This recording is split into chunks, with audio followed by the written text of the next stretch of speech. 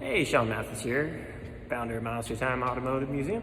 I am inside the new section of Miles Through Time, and as you can see, it doesn't look like much yet, but soon we are going to be able to have over 50 more vehicles on display in here, bringing the total up to over 100 on display at any given time, which is pretty cool.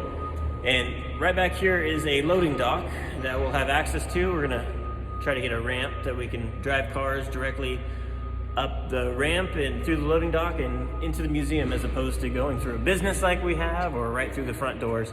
Those will still be options, but this will make it a little bit easier.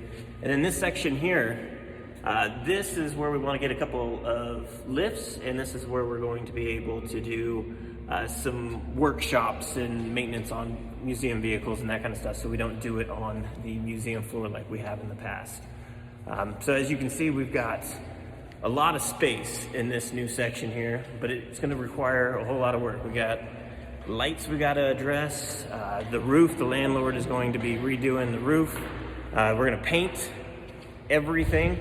It's all going to be a dark gray, black color, as opposed to the ceiling being black. We're going to go polar opposite in this gallery, just to change things up a little bit. And because the cars are going to go all the way around the perimeter and then just a couple down the middle here, it's going to leave nice wide aisles for us to be able to pull cars straight out and then do any kind of special events in here without moving a whole bunch of cars. And so I'll show you here.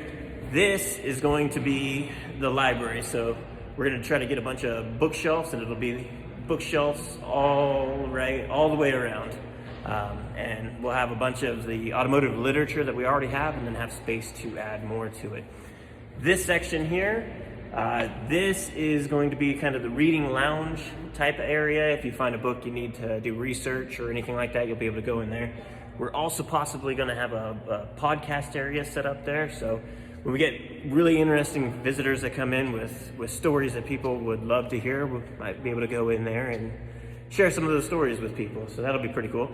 This section here, this is going to be the conference area. So you can envision a long conference table down the middle there with a bunch of seats.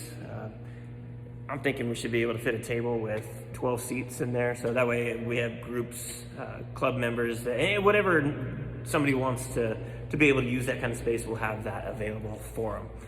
Now, this section here, this part of the wall right here, this is gonna go away. So this is going to be where you access the new gallery from the old museum. So on the other side of this wall is the museum expansion we just did last year. So you'll be able to pass through the whole museum.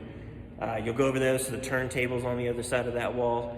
And so once you finish that whole section of the museum, you'll pass into this side, the brand new gallery. So whether you go left or go right, you're gonna be able to do a full circle all the way around.